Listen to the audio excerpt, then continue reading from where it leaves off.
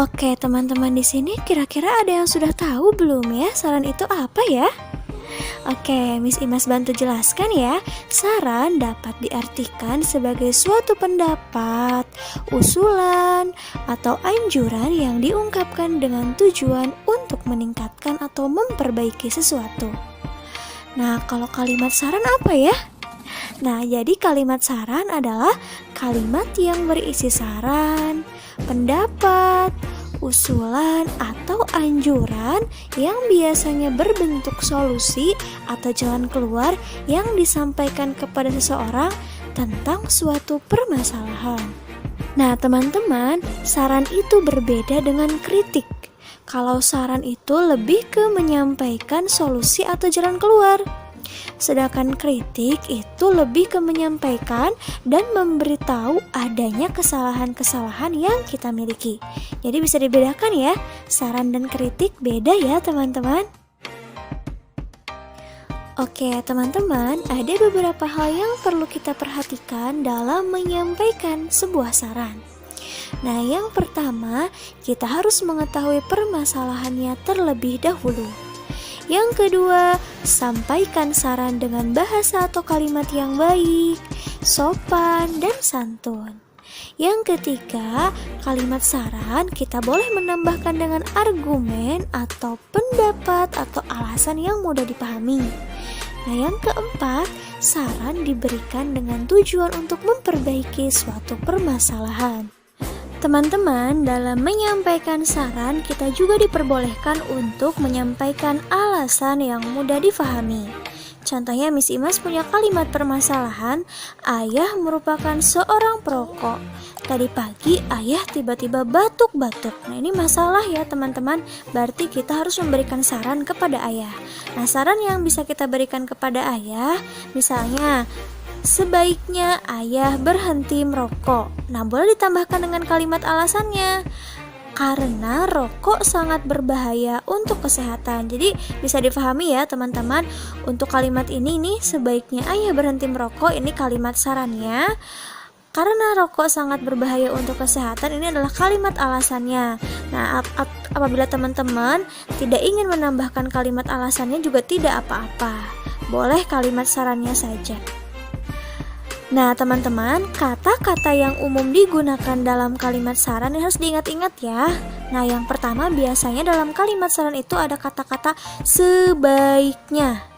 Atau yang kedua, seharusnya. Atau yang ketiga, ada baiknya bla bla bla. Lalu yang keempat, menurutku. Lalu yang kelima, lebih baik bla bla bla bla. Yang keenam, saran saya. Yang ketujuh, usul saya. Nah, jika teman-teman diperintahkan untuk membuat kalimat saran, teman-teman boleh menggunakan kata-kata ini ya. 7 kata ini boleh pilih, kalian gunakan boleh yang mana saja. Oke, teman-teman, kita praktikan 7 kata tadi untuk membuat kalimat saran ya. Miss Imas punya contoh kalimat permasalahan seperti ini. Edo pulang kehujanan. Baju seragam Edo basah kuyup. Nah, sebelum kita membuat kalimat saran, kita harus tahu dulu permasalahannya apa, baru kita membuat kalimat saran. Nah, kira-kira di kalimat ini kalimat permasalahan bukan ya teman-teman? Betul, ini adalah kalimat permasalahan, jadi kita boleh memberikan sarannya. Nah, sarannya apa ya teman-teman yang cocok untuk Edo? Nah, kita gunakan 7 kata yang tadi kita pilih. Oke, misalkan sarannya yang pertama, sebaiknya Edo segera pulang dan mandi. Boleh kan itu kalimat sarannya? Nah, Miss, boleh nggak ditambahkan alasannya? Boleh. Karena khawatir terkena flu. Nah, itu adalah kalimat alasannya. Nah, misalkan kalau misalkan teman-teman mau memberikan kalimat sarannya saja, boleh nih. Seharusnya Edo menunggu sampai hujan reda. Nah, itu kalimat saran yang kedua ya. Jadi teman-teman boleh memberikan kalimat sarannya saja, boleh juga ditambahkan dengan alasannya. Oke, supaya teman-teman lebih memahami bagaimana cara membuat kalimat saran, Miss Imas punya latihan ya teman-teman. Nomor 1, Udin minta dibelikan baju baru. Di lemari baju Udin masih banyak dan masih bagus. Nah, kira-kira ini kalimat permasalahan kan teman-teman? Betul, soalnya ada kata-kata Udin minta dibelikan baju baru. Ini masalah nih teman-teman. Sementara masih banyak yang bagus, berarti masalah kan? Nah, berarti kita memberikan kalimat sarannya seperti apa? Nah, boleh pilih dari 7 kata tadi. Nah, boleh gini alternatif kalimat sarannya boleh seperti ini ya teman-teman. Sebaiknya Udin tidak meminta baju baru. Nah, ada kata-kata sebaiknya ya. Nah, ini adalah kalimat sarannya. Nah, teman-teman boleh tambahkan kalimat alasannya. Karena baju Udin banyak yang masih bagus. Oke, paham ya? Ini kalimat sarannya, ini kalimat alasannya. Kalaupun misalkan teman-teman tidak ingin memberikan alasan, boleh saja teman-teman ya. Tapi Miss Imas menekankan ketika teman-teman memberikan kalimat saran, usahakan teman-teman juga memberikan kalimat alasannya. Tetapi jika teman-teman bingung memberikan alasannya, boleh tidak pakai alasan. Lanjut, nomor 2, rok Dayu robek karena digunakan bermain lompat tali. Nah, masalahnya rok Dayu robek. Nah, kalimat sarannya, seharusnya Dayu berhati-hati ketika bermain lompat tali. Nah, kita berikan alasannya ya. Karena ketika rok Dayu robek, itu akan membuat aurat Dayu terlihat. Nomor 3, Benny ingin bermain dengan tetangganya. Ia masih mengenakan seragam sekolah. Nah, kalimat sarannya, sebaiknya Benny mengganti seragamnya sebelum bermain. Boleh memakai kalimat alasan, karena seragam sekolah digunakan untuk belajar di sekolah.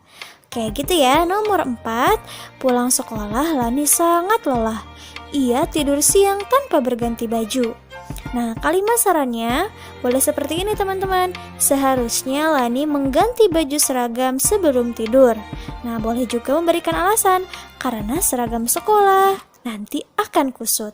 Nah, teman-teman, Miss Imas tekankan sekali lagi, ketika teman-teman memberikan kalimat saran, usahakan memberikan kalimat alasannya juga.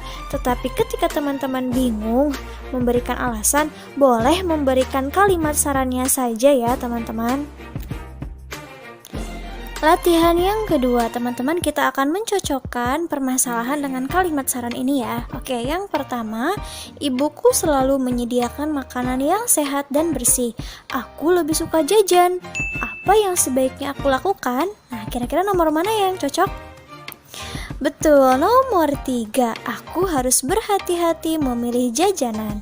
Makanan yang dijual di jalan sering dihinggapi lalat. Oke, paham ya? Tinggal dicocokkan saja. Nomor 2, setiap hari ibuku menyiapkan sarapan pagi. Aku sering terburu-buru dan tak sempat sarapan. Apa yang sebaiknya aku lakukan? Kira-kira apa ya?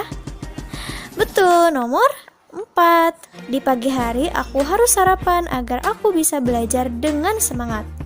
Nomor 3, ibu menyampaikan bahwa tanganku harus bersih ketika menyentuh makanan. Aku merasa itu tidak penting. Apa yang sebaiknya aku lakukan? Nah, oke, kira-kira apa ya? Nomor 2, betul. Sebelum makan, tangan harus bersih dari debu dan kuman penyakit. Dengan cara apa teman-teman? Dengan cara mencuci tangan dengan sabun. Oke, nomor 4. Ayah selalu mengingatkanku agar berdoa sebelum dan sesudah makan. Aku seringkali tidak melakukannya. Apa yang sebaiknya aku lakukan? Nah, kira-kira nomor 1, betul. Aku bersyukur masih memiliki makanan untuk dimakan. Nah, berdoa itu adalah tanda kita bersyukur kepada Allah. Oke, nomor 5. Ayahku selalu berpesan agar aku menghabiskan makananku. Aku masih sering makan bersisa. Apa yang sebaiknya aku lakukan? Betul, nomor 5. Aku tahu bahwa banyak anak seusiaku yang sulit mendapatkan makanan. Oke, gampang ya teman-teman, tinggal dijodohkan. Oke, latihan yang ketiga. Oke teman-teman, Miss Imas punya wacana yang berjudul Rumah Tempat Berlindung. Kita baca bareng-bareng ya. Setiap orang wajib melindungi dirinya dari bahaya. Salah satu tempat berlindung adalah tempat tinggal. Setiap orang berhak mendapatkan tempat tinggal. Tempat tinggal biasanya berbentuk rumah. Rumah memiliki bentuk yang berbeda-beda tetapi manfaatnya sama. Rumah merupakan tempat berlindung dan beristirahat. Rumah juga tempat berkumpul bersama keluarga.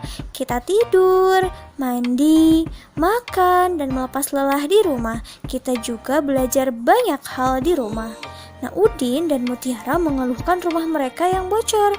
Ibu menasihati mereka agar bersyukur atas semua yang dimiliki. Ibu menyarankan mereka agar melihat orang-orang yang lebih susah. Banyak anak yang tidak memiliki rumah. Banyak anak yang tetap bahagia meski rumahnya banjir. Dengan bersyukur, hati akan senang. Nah, teman-teman, kita garis bawahi ya mana saja kalimat yang menunjukkan saran dari wacana tadi. Mana ya? Betul sekali, yang ini teman-teman kalimat sarannya. Ibu menasehati mereka agar bersyukur atas semua yang dimiliki. Oke, kita garis bawahi atau kita tandai ya. Ibu menyarankan mereka agar melihat orang-orang yang lebih susah. Oke, kita tandai ya teman-teman. Nah, yang ini merupakan kalimat sarannya. Nah, tugas kita sekarang adalah menuliskan saran lain untuk Udin dan Mutiara. Oke, bisa tidak teman-teman? Jadi kalimat saran itu biasanya diawali dengan kata-kata sebaiknya, seharusnya, lebih baik, dan lain-lain. Nah, kita akan menuliskan saran lain untuk Udin dan Mutiara. Oke, alternatif saran untuk Udin dan Mutiara yang pertama yaitu sebaiknya Udin dan Mutiara tidak mengeluhkan rumah mereka yang bocor. Nah, saran yang kedua untuk mereka, sebaiknya Udin dan Mutiara membantu ayah ibunya memperbaiki rumah yang bocor. Saran yang ketiga, sebaiknya Udin dan Mutiara mendengarkan nasihat baik ibunya. Saran yang keempat, sebaiknya Udin dan Mutiara selalu bersyukur dalam kondisi apapun. Nah, itu adalah saran-saran kita untuk Udin dan Mutiara.